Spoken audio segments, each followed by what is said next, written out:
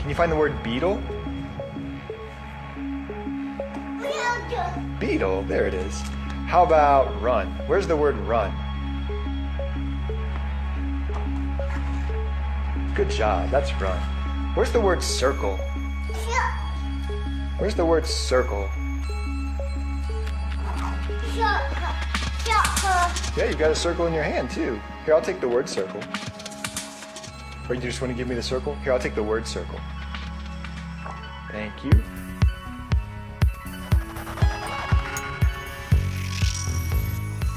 Bonsoir. Un bébé d'à peine quelques mois qui ne sait peut-être pas encore lire, mais qui arrive à reconnaître l'écriture, la forme des lettres et associer ce mot au mot prononcé par son père. Voilà qui est plutôt surprenant. Cet enfant deviendra-t-il un adulte surdoué? Une chose est certaine, les personnes à haut potentiel fascinent. Il n'est pas rare d'entendre autour de soi des parents dire « mon enfant est HP » ou des personnes qui nous annoncent être concernées par la question.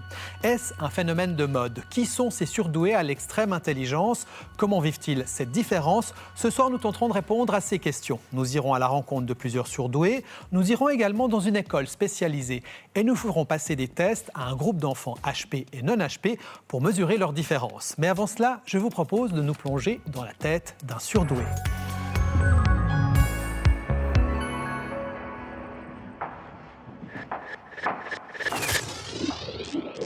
J'arrive à comprendre des choses sans qu'on me les explique. Il y a un problème. Il faut trouver une manière de résoudre ce problème. Et c'est comme ça qu'apparaît l'idée. Elle apparaît. J'assimile des règles, etc. que je pourrais pas expliquer. Mais elles sont là. Ça sert à rien d'aller encore en classe. Et c'est ça qui m'embête, c'est de refaire quand on connaît déjà. Je rentre dans l'école, j'apprends rien. Quand je ressors, j'ai rien appris. Ça épuise d'être présent et de ne rien apprendre. C'est vraiment épuisant, ça fatigue, ça crée aussi un peu de déprime en soi, puisqu'on trouve plus le sens à sa vie.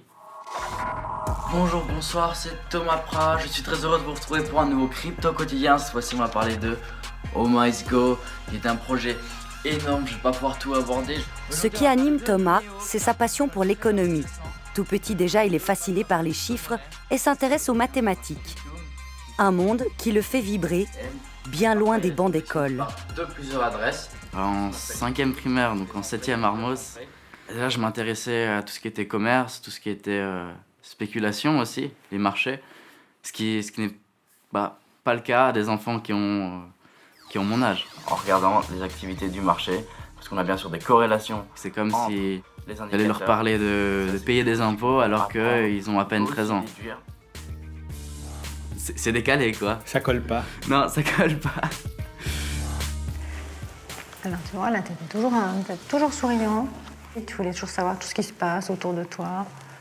Thomas a toujours été un enfant sociable qui aime le contact avec les autres. C'est ce qui l'a motivé à tenir le coup à l'école, malgré le sentiment que les choses n'avançaient pas, qu'il n'y avait pas vraiment de sens à sa vie. Ce qui me faisait souffrir, c'était vraiment la vision du temps qui me reste à faire à l'école. 5 ans, c'est pas possible, quoi. Tu aimais les animaux, récupérais toujours ce qui se passait. Je savais plus où j'étais. J'arrive pas à me situer dans le temps, j'arrive pas à me situer dans l'espace non plus, ni dans le monde du travail ou quoi que ce soit, j'étais perdu, complet. J'ai gagné de toute manière. Ah, c'était juste pour endormir l'adversaire. À cette époque, un professeur de Thomas suggère de lui faire passer un test de QI. On découvre alors que son mal-être s'explique par une intelligence hors norme. Ses parents vont donc chercher des solutions plus adaptées à son haut potentiel. Ça marche pas, même comme ça. On m'a mis dans une école privée où, justement, on m'a permis de faire la maturité fédérale en 2 années. Et finalement, on l'a faite en 1 année parce que j'avais les capacités. Voilà. Et ça m'a permis d'aller mieux parce que j'étais stimulé, on me nourrissait intellectuellement. Et voilà, j'avais un sens à ce niveau-là, j'apprenais des choses, j'étais stimulé et j'étais pas perdu. Sa maturité fédérale en poche, Thomas réussit à rejoindre la prestigieuse université de Saint-Gall. Il n'a que 16 ans et se dit qu'enfin il sera dans son élément naturel.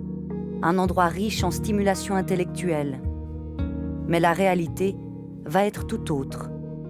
Mais là, je suis allé trop vite. Pourquoi tu es allé trop vite? Parce que finalement, j'ai arrêté Saint-Gall parce que ça me plaisait pas. J'ai vu que les universités classiques en Suisse, elles sont pas faites non plus pour les HP. Ça reste 3 années. On peut pas les faire plus rapidement. Et du coup, c'était le même schéma que le collège. Au bout de 3 jours, il me dit je veux rentrer. Ça va pas, ça me convient pas, je dois rester assis, je dois écouter des choses qui me conviennent pas. Cette façon d'étudier, ça me va pas. Donc, comme tout bon parent, je l'ai obligé à rester un semestre. Il m'en a beaucoup voulu. Et puis au bout d'un semestre, on est allé le rechercher et puis on a retrouvé une autre solution. Il va faire donc l'université à distance. Donc on a rendez-vous mardi, donc on va les convaincre de te faire faire ce cursus plus court. Voilà. On va y arriver. Exactement. Oui, on arrive toujours.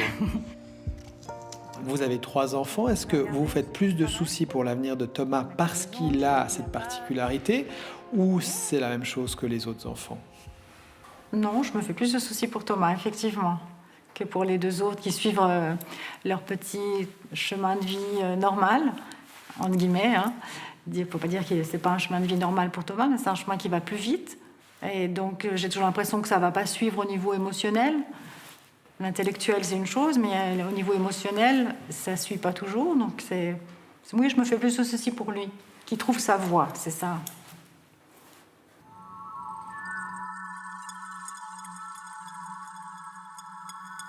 Jeanne Siofachin, bonsoir. Bonsoir. Vous êtes psychologue, vous êtes spécialiste dans le domaine des hauts potentiels. Au début des années 2000, vous avez ouvert différents centres en France qui sont des centres de référence pour les personnes à haut potentiel. Et vous êtes aussi l'auteur de plusieurs bouquins sur la question. L'un d'entre eux s'intitule « Trop intelligent pour être heureux ». Point d'interrogation. Le point d'interrogation est important. Et donc, du coup, la première question que j'ai envie de vous poser, la maman de Thomas qu'on vient d'entendre, est-ce qu'elle a raison de se faire du souci pour son enfant à haut potentiel par rapport à ses autres enfants ? Je pense que cette maman, effectivement, elle a une préoccupation par rapport à Thomas qui est légitime, puisque, comme on l'a vu, Thomas n'a pas un parcours linéaire. Il a effectivement un fonctionnement singulier, c'est-à-dire à la fois un fonctionnement cognitif particulier, avec énormément de puissance, une grande intensité, une grande vitesse, des capacités d'analyse, de lucidité, de vision en grand angle sur l'environnement. Et Thomas le dit bien d'ailleurs, hein, parce que quand il parle d'ennui, finalement, ce dont il parle, c'est le fait de capter beaucoup et très vite énormément d'informations et au bout d'un moment, il se sent en décalage et ce décalage peut être douloureux. D'autant que, comme on l'a vu dans le reportage et qu'on le sait bien aussi, il y a des caractéristiques au niveau de la dynamique de personnalité qui font que ces enfants sont des enfants hypersensibles. Et l'hypersensibilité, ce n'est pas à confondre avec la sensiblerie. L'hypersensibilité, vous savez, c'est comme les pellicules des anciens appareils photo argentiques. C'est-à-dire que c'est la porosité au monde. Et donc, finalement, ce sont des enfants, des adultes qui vibrent au moindre murmure du monde. Donc, quelquefois, c'est un petit peu plus compliqué et il faut être un petit peu plus attentif pour donner un sentiment de sécurité, parce que c'est ça qui va faire la différence, et de flexibilité, c'est-à-dire s'ajuster en permanence à la complexité du monde. J'ai le sentiment que toujours plus de gens autour de nous annoncent que leur enfant est HP ou qu'eux-mêmes sont concernés par la question. Est-ce qu'il y en a toujours plus ou le chiffre, le pourcentage dans la population des personnes à haut potentiel est stable ? C'est totalement stable, c'est-à-dire qu'il n'y a absolument pas plus de HP aujourd'hui qu'il y en avait hier ou même il y a 50 ans, mais la grande différence, c'est qu'on les repère et on les identifie plus, hein, parce que ce n'est pas une pathologie, donc il ne s'agit pas de diagnostiquer, mais d'identifier.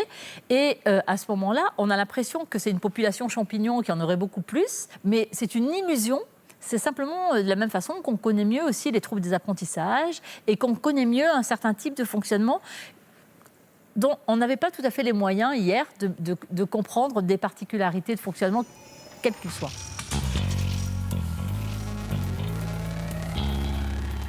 La méthode officielle pour déterminer si une personne est à haut potentiel, c'est le test de quotient intellectuel, plus couramment appelé test de QI. Il existe une version pour adultes et une autre pour les enfants. On en trouve des centaines sur Internet, mais ce sont des psychologues spécialisés qui font passer les tests certifiés. Ils mesurent les fonctions cognitives principales, à savoir la compréhension verbale, le raisonnement, la mémoire de travail, la vitesse de traitement et les capacités visuospatiales. Le test d'intelligence utilisé aujourd'hui pour mesurer le quotient intellectuel d'un individu est une version moderne et adaptée de celui inventé en 1905 par Alfred Binet et Théodore Simon.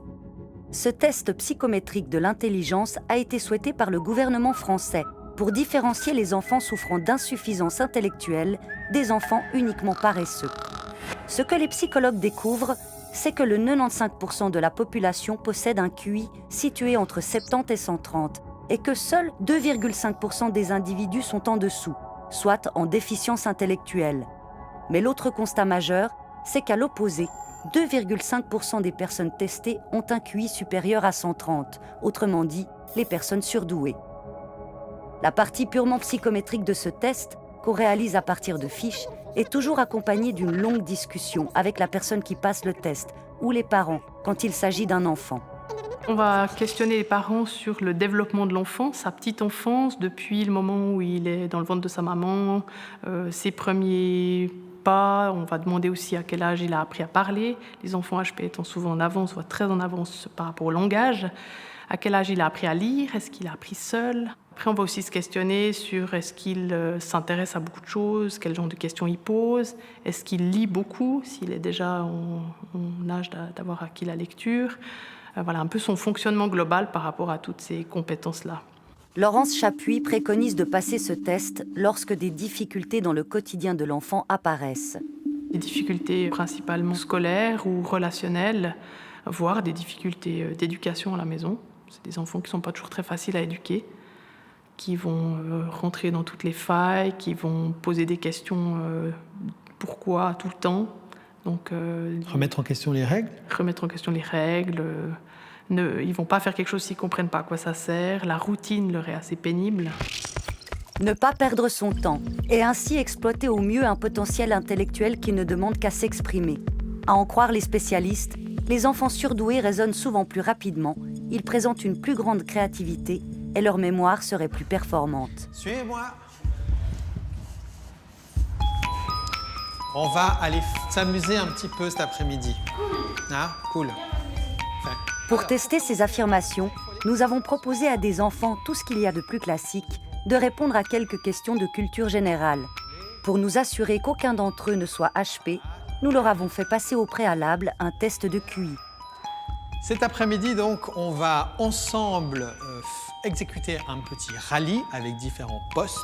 Vous êtes assis sur le premier poste et à côté de moi, il y a Laurence, la psychologue qui nous aide à réaliser cette expérience aujourd'hui.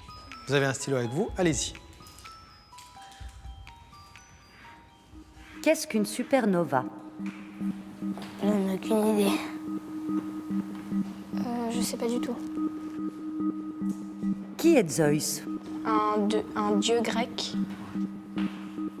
Je suis pas sûre de ma réponse, mais il me semble que c'est le roi des mers. Le dieu des enfers. Quelle planète tourne autour du Soleil? Toutes les planètes du système solaire. La Terre. Celle du système solaire. Qu'est-ce que l'ADN? C'est les familles. L'ADN, c'est ce qu'il y a dans le sang. C'est ce qui circule dans le corps. Ok, vous pouvez poser vos stylos pour ceux qui ne l'ont pas encore fait. On va s'arrêter là. Ces enfants ont su répondre en moyenne à 5 questions sur 10 et leurs réponses étaient en règle générale peu étayées. Entrez seulement et veuillez vous asseoir. Nous avons soumis ce questionnaire à un autre groupe d'enfants, cette fois-ci les enfants qui tous ont été détectés comme des enfants à haut potentiel, au QI supérieur à 130. Comment vont-ils se débrouiller? On essaye? Top chrono. Qu'est-ce qu'une supernova? C'est une étoile qui est en train d'exploser. C'est une étoile qui grossit, qui finit par exploser. Une étoile qui explose. Qui est Zeus? Zeus, pas Zeus, est pour beaucoup le dieu ultime dans la mythologie grecque. Zeus, c'est le roi de l'Olympe, c'est le dieu suprême, ou le roi des dieux. Quelle planète tourne autour du Soleil? Il y a Vénus, Terre, Mars, Neptune, Saturne et Pluton, si vous la considérez comme une planète. Mercure, Vénus, Terre, Mars et Jupiter. Dans l'ordre, Mercure, Vénus, Terre, Mars, Jupiter, Saturne et Neptune. Qu'est-ce que l'ADN? L'ADN, j'ai mis, c'est ce qui nous identifie. Personne n'a le même ADN que nous. C'est les chromosomes qui forment le code génétique d'une personne. L'ADN est un code génétique contenu dans nos chromosomes qui permet à la police scientifique, par exemple, de pouvoir reconnaître une personne d'une autre si elle a été préenregistrée. On va s'arrêter là. Vous pouvez poser le style. Le groupe des petits HP, lui, a donné 8 bonnes réponses sur 10. Des réponses souvent détaillées. Aucun doute, leur niveau de culture générale est plus élevé que celui des autres enfants. Ces enfants HP ont des connaissances très très grandes dans des sujets assez variés. Ils sont certainement allés lire des magazines, aller chercher sur Internet. Ils se posent ces questions-là et ils ont besoin de réponses, donc ils vont les chercher. Et chez les enfants classiques, on a vu que c'était un petit peu plus compliqué de se poser ce genre de questions, qu'ils ont très vite dit « mais on n'a pas appris ça ». Ce qui est vrai, on leur a demandé des choses difficiles. Et effectivement, il y a beaucoup de je sais pas dans ces questions un peu scientifiques et astronomiques. Alors, Electra, tu peux t'asseoir là-bas. Et leur mémoire serait-elle également plus efficace? Il y a devant toi des objets qui sont encore cachés. Je vais te les montrer pendant 20 secondes. Tu vas essayer d'en mémoriser un maximum. D'accord. D'accord?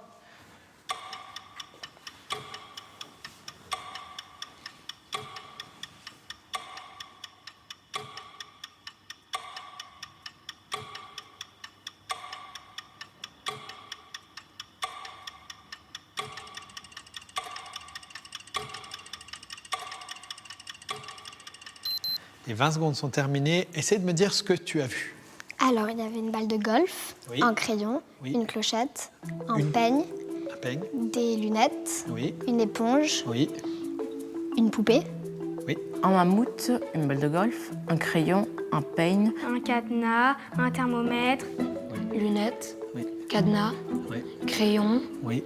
orange, Oui. savon à bulles, Oui. éponge, Éponge. poupée, Poupée. lampe, enfin ampoule, pardon. Ouais. Aussi thermomètre, mais je sais pas si je l'ai dit. Non. Thermomètre, voilà. OK. 14 sur 20. C'est pas mal du tout. Le groupe des hauts potentiels a mémorisé en moyenne 11 objets sur 20. Tasse, Oui. éponge, Oui. une balle de golf, Oui. Avec les mêmes objets et le même temps imparti, le groupe des enfants classiques a retenu en moyenne 9 objets sur 20, soit 2 de moins que les enfants HP. Abracadabra, on change de table. Après avoir testé leur mémoire, nous proposons à nos deux groupes un exercice suggéré par notre psychologue et qui permet de vérifier leur niveau de créativité. Quel groupe aura le plus d'imagination ? Je vais te donner une phrase très courte et tu vas me dire à quoi elle te fait penser. Tout ce qui te vient à l'esprit, d'accord? Le bateau vogue. Ça me fait penser à un bateau qui navigue sur une mer. Sur une mer. Et c'est tout. Il n'y a pas de vagues violentes, enfin que c'est assez calme quoi. Un bateau blanc avec une voile blanche. Et voilà. Un bateau pirate. Du coup, pirate. Canoë. Ça me fait penser à un bateau sur l'eau. À présent, Luigi propose la même phrase à l'autre groupe. Alors, ça me fait penser déjà à un bateau qui navigue dans une tempête et qui a beaucoup de vagues et qu'il y a un éclair. Ça me rappelle la mer. Du coup, ça me rappelle les animaux dans la mer. Et la mer aussi est sel et du coup, ça me rappelle le sel. Et du coup, ça me rappelle aussi le sel avec la baleine dessus parce que c'est assez drôle. La mer, le sable, les poissons, la grande voile, le phoque, la coque, l'équipage.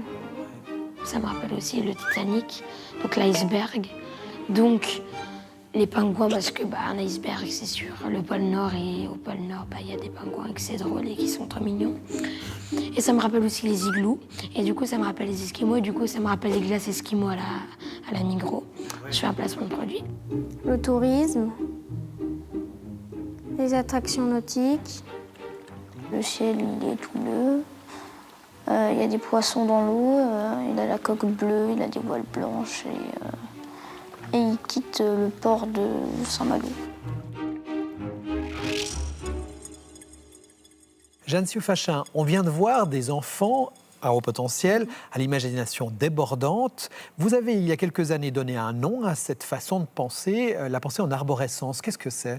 Ça veut dire, comme on l'a bien vu là, la capacité de ces enfants à faire des associations extrêmement rapides et qui très vite se déploient un petit peu à l'infini et qui effectivement est liée à la vitesse avec laquelle ils pensent et ils associent, mais aussi avec leur, comme on l'a vu, avec leur grande curiosité, où ils absorbent en permanence des informations, même sans faire la démarche. C'est ça qui est assez particulier, c'est cette capacité à intégrer des informations sans forcément aller rechercher les informations. C'est une forme de curiosité très naturelle en réalité. Comme ça, et oui, et puis une curiosité finalement qui n'est pas sélective, une curiosité de tout, sur tout, tout le temps.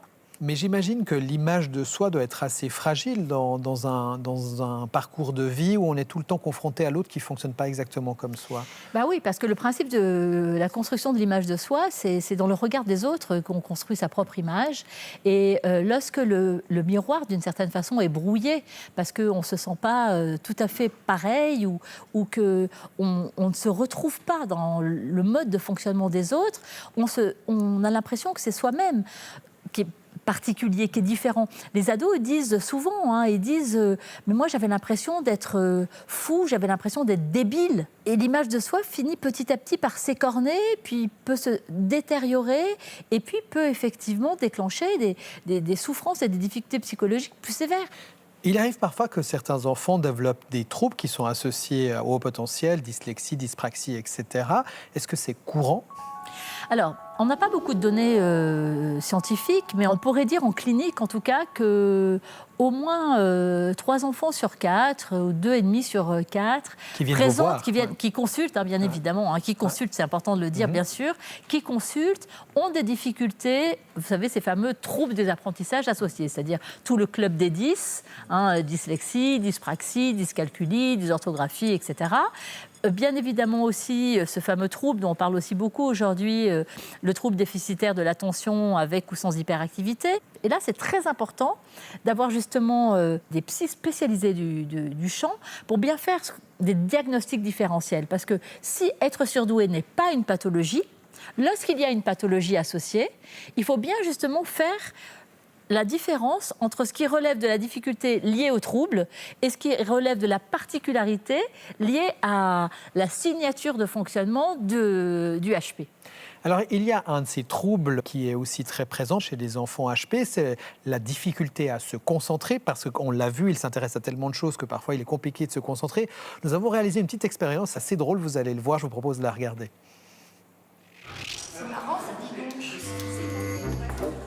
Pour cette expérience, nous avons demandé à nos jeunes HP de construire une simple boîte en papier.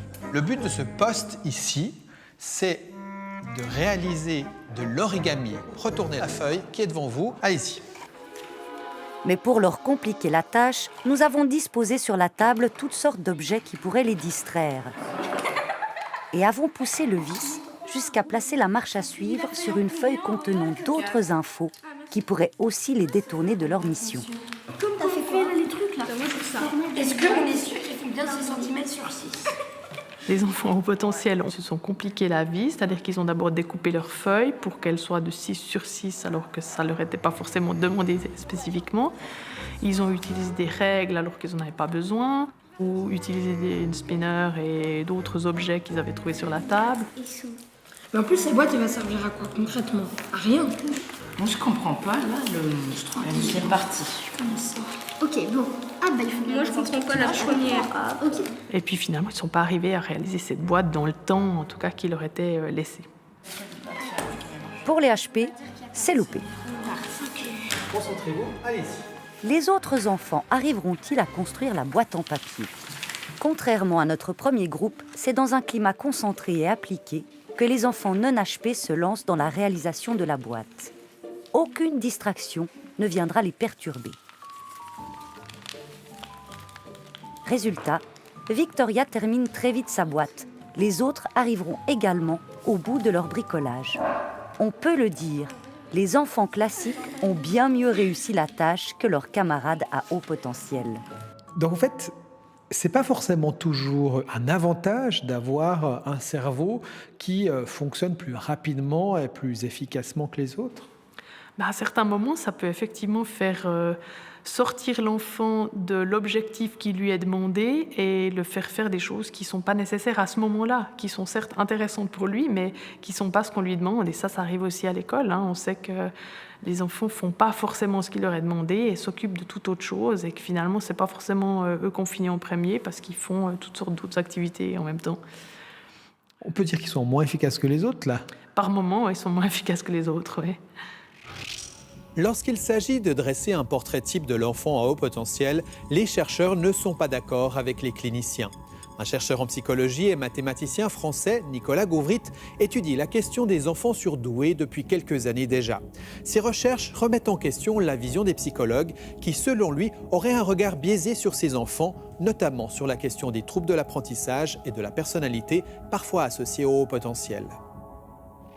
Toutes ces idées liées aux troubles souvent viennent d'observations faites par des cliniciens, donc des gens qui voient des enfants qui viennent consulter. Et donc ces personnes ont accès à un échantillon d'enfants qui est biaisé, c'est-à-dire qui n'est pas représentatif de l'ensemble des enfants à haut potentiel. Et du coup, peut-être qu'effectivement, ceux qui vont consulter sont particulièrement sujets à divers troubles. Mais quand on regarde globalement, il faut évidemment, c'est des grandes études parce qu'il faut avoir de très grands échantillons pour que dans le tas, il y ait quand même suffisamment d'enfants à haut potentiel. Mais quand on regarde ces études-là, on s'aperçoit que les personnes à haut potentiel ont moins d'à peu près tous les troubles possibles et imaginables, sauf la manie, qui est une sorte d'excitation intellectuelle, parfois incontrôlable, parfois excessive. À part ce trouble-là, qui augmente avec le QI, tous les autres troubles sont moins présents chez les personnes à haut potentiel. À en croire les chercheurs, les troubles de l'apprentissage chez les enfants à haut potentiel ne seraient donc pas si fréquents. Du coup, qu'en est-il de l'échec scolaire ? Il y a eu un peu partout dans le monde des études sur des centaines de milliers d'enfants, et on retrouve toujours le même résultat, c'est-à-dire que plus le QI est élevé, en moyenne, plus les résultats scolaires sont hauts. Voilà, il y a à aucun moment, on aurait pu imaginer ça que quand on regarde le long de l'axe du QI, au bout d'un certain temps, ça fait trop d'intelligence et que les résultats se mettent à baisser. C'est pas ce qu'on observe. Ça continue à augmenter tout le temps. Pour vous, il y a clairement une sorte de victimisation des personnes HP ? Depuis quelques décennies, dans le monde francophone, oui. En fait, c'est assez étrange parce qu'il y a peut-être des stéréotypes un peu contradictoires qui survivent en même temps. On a le stéréotype du surdoué qui est forcément un génie, qui est forcément brillant en toutes les matières. Ça, c'est très excessif. Voilà, beaucoup ont simplement des résultats ordinaires à l'école. Certains, c'est rare, mais certains sont en échec scolaire. Donc on n'est pas forcément brillant dans toutes les matières quand on est au potentiel. Donc ça, c'est vraiment un stéréotype très exagéré. Mais à l'inverse, c'est développé le stéréotype contraire du haut potentiel qui serait probablement en échec scolaire, en difficulté, anxieux, isolé socialement, etc. Et ça aussi, c'est excessif et même ça va contre la tendance générale qu'on observe dans les études. Là où chercheurs et cliniciens s'accordent, c'est sur le fait qu'on a malgré tout affaire à des enfants différents des autres. Des différences liées à leur personnalité et à la structure de leur cerveau. Il y a effectivement des différences moyennes avérées sur certaines caractéristiques, comme la vitesse mentale, les personnes à haut potentiel sont plus rapides, comme la curiosité, et de manière générale tout ce que les psychologues appellent l'ouverture, et qui englobe la créativité et la curiosité, par exemple. Et puis même du point de vue biologique, on retrouve des différences. Par exemple, les personnes à haut potentiel ont un cerveau qui est mieux connecté. Pas différemment, c'est pas une structure différente, mais qui est mieux connecté. Lorsqu'on essaie de définir la pensée surdouée, certains spécialistes élargissent la réflexion et se posent la question suivante. Quel lien y a-t-il entre un QI élevé et d'autres caractéristiques non cognitives liées aux affects? Autrement dit, quel rôle jouent les émotions dans l'exercice du raisonnement? Une interrogation qui pourrait être centrale pour définir les personnes à haut potentiel. C'est du moins l'avis de Carlos Tinoco, un surdoué qui a beaucoup réfléchi et écrit sur la question. Je suis là, le cours commence, et dès qu'il commence, j'ai le regard sur la pendule.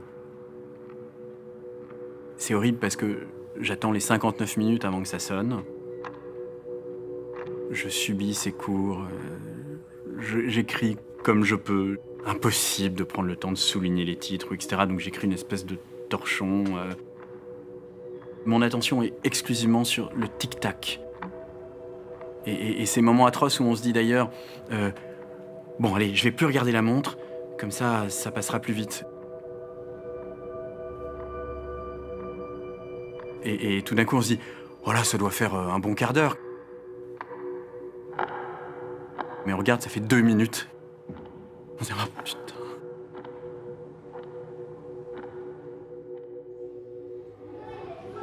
Le petit surdoué qui s'ennuyait à l'école, aujourd'hui est devenu grand. Carlos Tinoco a enseigné des années la philosophie au lycée avant de devenir psychanalyste. Son regard éclairé sur le monde scolaire vient casser quelques clichés sur les hauts potentiels à l'école. L'idée sur l'ennui, par exemple, des gamins surdoués à l'école, c'était qu'ils s'ennuyaient parce qu'ils étaient plus intelligents et que du coup ils étaient plus rapides, qu'ils avaient déjà compris et que voilà, c'était pas adapté à leur rythme. Ça paraît de bon sens. Mais en fait, c'est faux. Si on va au bout de ce raisonnement, ça suppose que les autres ne s'ennuient pas. Ce qui, empiriquement, est évidemment archi faux. Enfin, interrogez les gens autour de vous et vous verrez quand même que 95% ou 99% des gens vont vous dire qu'ils ont passé l'essentiel de leur temps à l'école, les années de collège, etc., à s'ennuyer copieusement. Si tout le monde s'ennuie à l'école, pourquoi les enfants à haut potentiel seraient-ils différents des autres élèves? Je voyais bien que les autres s'ennuyaient, que le prof lui-même s'ennuyait en faisant son cours, la plupart du temps. Enfin, ça ronronne, les autres somnolent, mais il l'acceptait. Et moi, il fallait que je massacre mes gommes, il fallait que j'emmerde mes potes, il fallait que je provoque le prof, il fallait que quelque chose se passe. Enfin, c'était insupportable. J'avais sans doute, même si je le formulais pas exactement dans ces termes, mais j'avais une conscience trop aiguë, sans doute de la mort, du temps qui passe, enfin de la nécessité que les choses aient du sens à chaque minute, pour tolérer une espèce de temps figé, glacé. Accepter une situation qui semble dénuée de sens, que cela soit sur les bancs d'école ou ailleurs, c'est compliqué pour un surdoué. Cela pourrait sembler un caprice. Pour Carlos Tinoco, c'est au contraire le comportement qui définit le haut potentiel. Une définition qui dépasse donc les simples capacités intellectuelles. Une personne surdouée, une personne HP, c'est quelqu'un qui est plus intelligent que les autres? Non, d'abord non. Et je pense que tant qu'on le définit comme ça, tant qu'on le prend sous le prisme des tests de QI, on se condamne à ne pas comprendre grand-chose à l'écart dont on parle. Je vais donner une définition un peu qui tranche radicalement. Une personne surdouée, c'est la personne qui, dès l'enfance, ne peut pas ne pas voir que le monde est fou. Ah bon? Ouais. C'est-à-dire? C'est-à-dire, donc dans toutes les sociétés, les êtres humains, comme ils ont conscience du temps qui passe, de la mort, de la solitude, ils ont besoin que ça fasse sens, ils ont besoin que ça ait du sens. Et la manière de faire sens, c'est de se raconter des histoires. Toutes les sociétés, tous les groupes sociaux forgent des récits collectifs, auxquels la plupart des individus adhèrent sans les réinterroger. Justement, il ne faut surtout pas voir la fragilité de ces récits, voir qu'ils sont arbitraires, voir qu'ils sont ineptes, parce qu'on s'effondrerait. Et selon vous, que fait un HP avec ces récits? Un HP, justement, il envoie l'affecticité, dès le départ. Il n'arrive pas à y croire. Ne pas croire au récit collectif et toujours avoir besoin de comprendre, quitte à remettre en question l'ordre établi, c'est exactement ce à quoi Carlos Tinoco a été confronté durant ses années d'enseignement. Ce qui me rassurait quand j'étais prof, c'est d'ouvrir justement des questions dont je savais que j'arriverais jamais à les résoudre, mais que c'était qu'en les ouvrant qu'on pouvait commencer à faire quelque chose qui ait du sens. Dire finalement, qu'est-ce que c'est que l'école? À quoi elle sert? Pourquoi on note? Pourquoi on fait cours de telle manière? Pourquoi des classes? Pourquoi... Voilà. Et ce sont les mêmes questions finalement que tous les autres repoussent obstinément, parce que finalement, ce sont les questions qui risqueraient de leur montrer que ce sur quoi repose leur pratique est inepte. Donc c'est violent des deux côtés. C'est-à-dire que quand je les voyais ne jamais se poser ces questions, c'était suffocant pour moi. Je me disais, mais comment ils peuvent être profs sans se poser ces questions-là? Mais à l'inverse, quand moi je les soulevais, je leur faisais une très grande violence.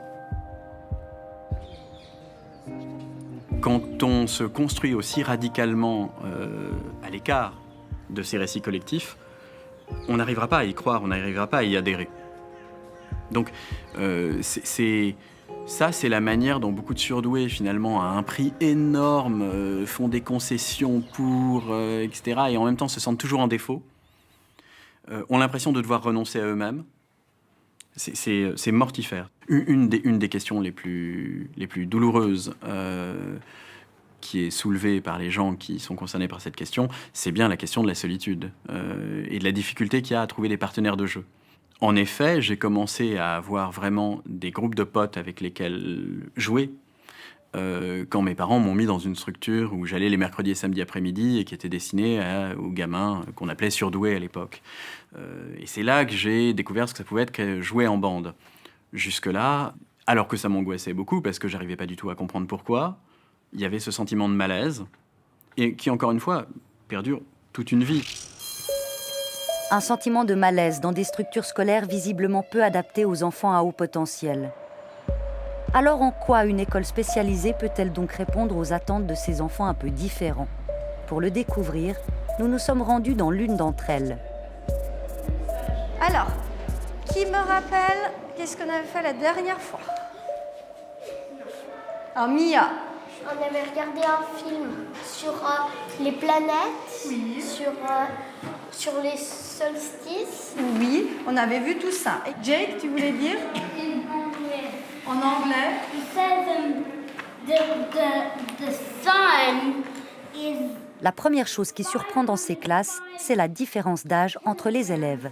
Ici, on regroupe les enfants selon leur niveau de connaissance et non leur année de naissance. Mais est-ce qu'il fait 5500 degrés partout? À l'intérieur, en fait, il fait beaucoup plus chaud, à peu près... j'arrive pas à lire le nombre. Alors, les grands en classe 2, qui arrivent à lire le nombre? 15 millions. 15 millions, très bien. 15 millions de quoi, l'unité? Autre différence avec l'école classique, les élèves travaillent en petits groupes, sont assis face à face et la maîtresse leur tourne autour. Une disposition qui favorise les interactions. Quant à l'enseignement, il est conçu pour répondre au mieux aux besoins de ces élèves particuliers. Il y a aussi, ça s'appelle... On a les matières de base, on fait dans toutes les écoles de Suisse, mais il y a beaucoup plus. Il y a 3 langues vivantes dès la classe primaire. Ils font obligatoirement musique, art et théâtre. Ils font plus de sciences. C'est un rythme qui paraît intense, mais qui est pour eux le rythme confortable. Alors, tu veux passer montrer à tes camarades? Je prends un exemple très simple, mais un être humain, je crois, a besoin entre 1500 et 2000 calories selon qu'on est une femme ou un homme par jour. Ben voilà, un enfant à haut potentiel, il va avoir besoin d'un peu plus de calories intellectuelles par jour pour être bien. Donc régulièrement, il y a des élèves qui nous disent « mais ça, je voudrais avoir encore un cours en plus ». Par exemple, dans notre atelier japonais, on a dû doubler la longueur de l'atelier parce que ça ne leur suffisait pas. Et pourtant, c'est le vendredi après-midi. À l'école des surdoués, un élève déconcentré n'est pas forcément un élève dissipé. Suivre le cours tout en défiant les lois de la physique, une attitude tolérée par les enseignants bien conscients des besoins de ces enfants. Des enfants au profil et au parcours bien particuliers. De toute façon, quoi qu'il arrive, même si vous ne comprenez pas tout... Je dirais qu'il y a plusieurs cas de figure, mais peut-être le plus courant, c'est quand même l'enfant qui n'était pas bien dans l'école où il était avant. Donc soit parce qu'il n'était pas compris, c'est-à-dire on ne tenait pas compte de son haut potentiel, soit parce qu'il était brimé, harcelé, moqué. Est-ce que vous vous rappelez un peu pour le latin, c'était quoi la différence déjà avec le français, les phrases, le sens des phrases? Il faut quand même le dire, le haut potentiel, ça éveille des jalousies, ça éveille des incompréhensions.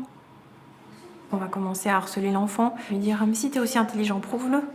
Pourquoi n'as-tu pas réussi à faire cet exercice? Pourquoi n'as-tu pas été capable de lire cette page ?» Donc on va faire la comparaison. Et moi, mon enfant, il n'est pas à haut potentiel, alors celui-là, il l'est. Qu'est-ce qui se passe? Pourquoi? Est-ce qu'il a quelque chose en plus? Donc il y a toutes ces craintes qui ressortent, qui font que parfois les enfants vraiment vivent des situations extrêmement difficiles. Je vais vous poser une question. Je vous avais posé la première fois qu'on avait fait du latin. J'avais demandé à quoi ça sert un peu de faire du latin. Pourquoi on fait du latin? Parce que si on apprend la langue latine et les bases latines, on peut comprendre à peu près toutes les bases des autres langues latines.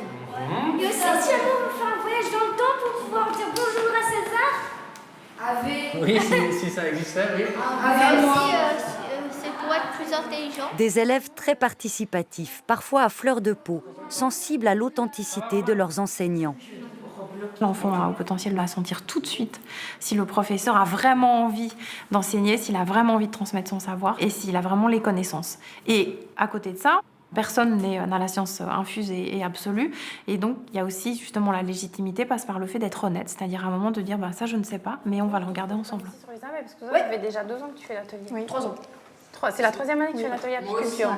Ouais, vous êtes des vrais experts. Ouais. Il y a tout un travail sur cet équilibre entre l'intellect et l'émotionnel. Souvent, les gens qui sont HP vous disent « mais moi, je ne peux jamais m'arrêter de penser. Et parfois, j'aimerais bien qu'on débranche parce que j'en peux plus. » C'est parfois des pensées qui deviennent vraiment envahissantes. Et plus on va nourrir aussi l'intellect et plus l'émotionnel va être paisible, plus on va pouvoir, je dirais, rendre acceptable et harmonieuse cette quête de sens et que ça ne devienne pas obsessionnel. Ces élèves ont l'air de s'épanouir parmi leurs semblables, une chance pour eux. Quid des autres enfants HP qui n'ont pas l'opportunité d'intégrer ce type d'école? Ce sont des enfants à besoins éducatifs particuliers. L'école ordinaire n'est pas bien pour eux. Ceci dit, quand on regarde les données, on voit qu'ils s'en sortent très bien quand même. C'est-à-dire, ils pourraient faire beaucoup mieux que ce qu'ils font. On leur fait perdre du temps, parce que ce qu'ils font en 5 ans, ils pourraient le faire en 3 ans, par exemple. Mais en réalité, ils s'en sortent bien. En fait, il faut se demander peut-être quel est l'objectif de l'école. Si l'objectif de l'école, c'est d'amener tout le monde à un niveau minimal pour pouvoir survivre dans la société, dans ce cas, il n'y a rien à faire de particulier, ils s'en tirent très bien. Si l'objectif de l'école, et je pense qu'on est assez nombreux à être d'accord avec ça, c'est plutôt d'amener chacun à donner le meilleur de lui-même, dans ce cas, ce n'est pas du tout adapté au potentiel. Jeanne Siou-Fachin, on a vu tout à l'heure des élèves à haut potentiel dans une école où l'enseignement est cousu pour eux. J'aimerais qu'on s'arrête, si vous êtes d'accord, sur la question des jeunes filles HP. Il semble qu'elles sont moins détectées que les garçons. Comment c'est possible? Eh bien oui, c'est effectivement, et merci de mettre la lumière là-dessus, parce que les filles, d'une façon générale, ont de beaucoup plus grandes capacités d'adaptation que les garçons.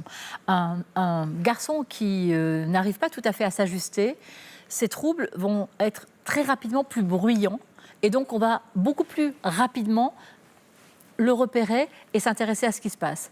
Les filles, elles s'adaptent plus, mais aussi elles ont souvent cette volonté de répondre aux attentes des autres et elles vont énormément prendre sur elles et inhiber ce qu'elles sont pour pouvoir exactement correspondre à ce qu'elles pensent qu'il faut être pour être la jeune fille, la petite fille, puis la femme, parce qu'on va le voir aussi chez les femmes, qui correspond à ce que la société attend du fonctionnement de ces filles. Et vous me disiez aussi qu'elles, parfois, par rapport à un garçon, elles s'interdisent le succès carrément. Et que ça aussi, c'est quelque chose qui va cacher peut-être leur capacité supérieure. Oui, en tout cas, elles peuvent considérer que finalement, c'est pas très important et que si les garçons veulent se bagarrer pour être en tête de ceci ou de cela, c'est pas leur sujet. C'est pas leur sujet. Mais les filles qui... pour employer un terme de mon métier, qui décompense à l'adolescence parce qu'elles ont accumulé comme ça. Les décompensations des filles, en particulier sur le mode des troubles alimentaires et des anorexies sévères ou sur le mode dépressif, c'est vraiment très difficile de les accompagner parce qu'elles ont tellement pris sur elles, elles se sont tellement construites comme ça qu'il y a une espèce même de carapace de contrôle et de maîtrise d'elles-mêmes qui est pas facile à aborder et à apaiser et à assouplir. Ce qui est étonnant avec ces femmes HP, c'est que parfois elles découvrent leurs différences, leurs particularités de femmes HP lorsqu'elles vont faire tester leurs filles. Oui, et lorsqu'elles vont faire tester leurs filles et leurs enfants, et c'est dans ce phénomène miroir un petit peu à l'envers, finalement, d'identification à l'envers, où elles se disent « Waouh !» Et quand on fait un compte-rendu de bilan, par exemple, et que vous faites le compte-rendu de bilan d'une petite fille à une maman, vous voyez la maman qui change de couleur plusieurs fois, qui se liquéfie, mais qui vous dit « Mais vous êtes en train de parler de moi, là !» Et voyez, rien que de vous le dire, ça me donne la chair de poule, parce que tout d'un coup, il y a une espèce de... Comme si toutes les pièces du puzzle se remettaient un petit peu d'aplomb. Donc après, il y a une espèce de quête, de besoin de savoir pour elles. Et moi, j'encourage beaucoup les adultes à faire cette démarche, mais c'est une démarche très courageuse d'aller faire un bilan, parce que pourquoi pas simple, on ne va pas chercher un chiffre de QI, mais on va à la découverte de soi. Et d'avoir le courage de savoir qui on est, c'est un immense courage dans la vie. Jeanne Suffachin, je vous remercie pour ces explications. Merci à je vous vous. propose maintenant d'aller à la rencontre de Véronique, qui est justement une femme de 50 ans qui a découvert son haut potentiel sur le tard. Regardez.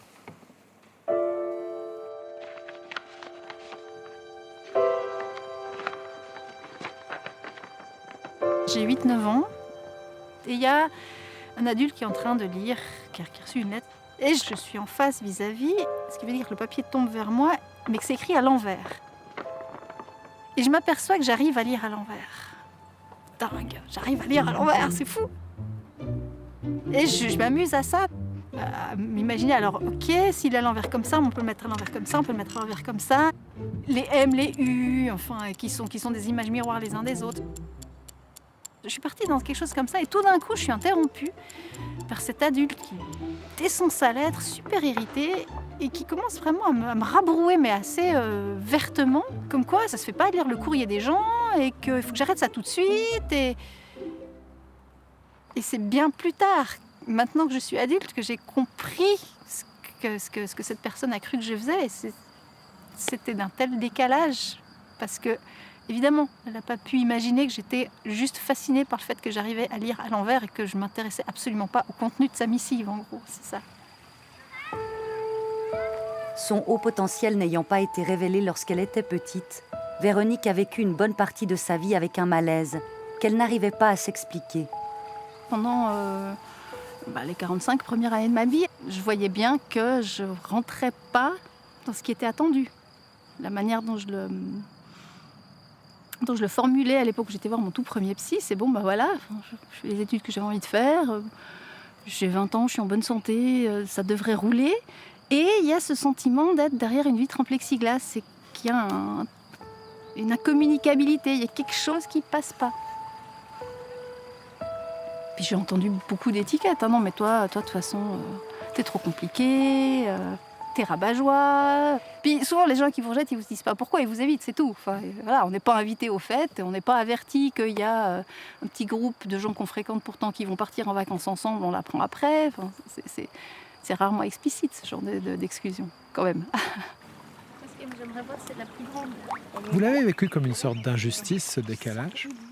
Ce que j'ai vécu comme une injustice, c'est ce rejet permanent. C'est douloureux, le rejet permanent. C'est difficile de se construire en ayant une estime de soi, une image de soi plus ou moins bonne, et puis d'avoir confiance dans la vie, dans les gens. C'est difficile, on va dire, de rester gaie, équilibrée, ouverte, avenante, quand on prend des baffes toute la journée. Juste là, il y en avait une. Le rejet et l'incompréhension des autres, Véronique l'a notamment vécu durant ses études, comme par exemple le jour où elle participe avec un groupe d'étudiants à un concours dans son école. Ah ouais, elle vit dans l'eau. Non, pas dans Le prof nous annonce que c'est notre projet qui a été retenu. Et en fait, ça m'est passé un peu au-dessus, l'importance que c'était censé avoir, et j'ai juste répondu « Ah ouais, cool !» Et là, je me suis pris en pleine figure, il était assez exaspéré en fait. En tout cas, il y avait quelque chose que encore maintenant, j'arrive plus trop à décoder, mais il me répond « Ouais, vous avez de toute façon tellement l'habitude d'être la meilleure que ça vous indiffère complètement. » Et ça a été tellement brutal en fait, parce que tout d'un coup, j'ai pris la mesure du malentendu, enfin, de la méprise à mon sujet. Comment eux me voyaient, c'était tellement pas moi, mais c'est la seule manière qu'ils avaient de m'envisager. Je dérangeais parce que forcément, si je réussissais, c'est que je devais me la péter et me croire. Non, je pensais juste que je bossais plus dur. C'est tout. Ouais.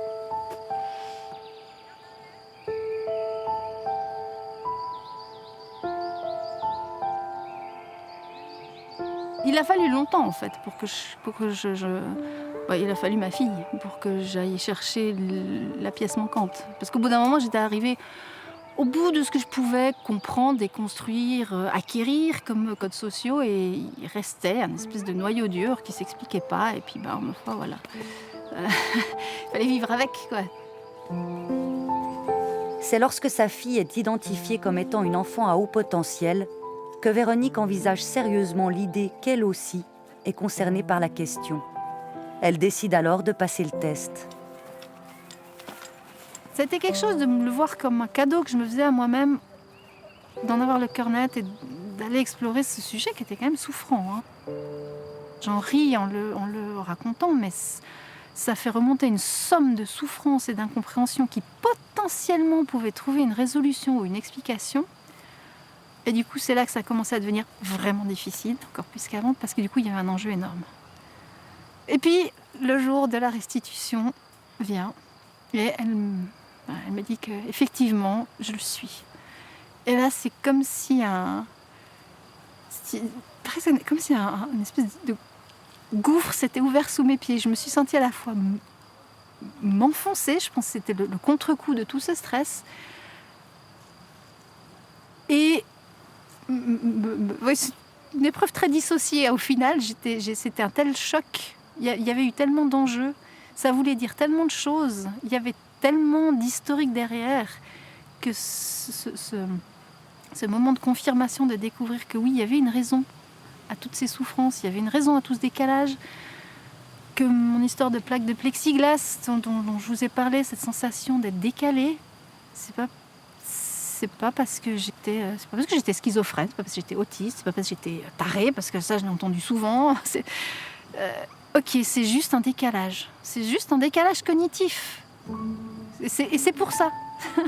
C'est pour ça. C'est comme si on me redonnait les clés de moi-même.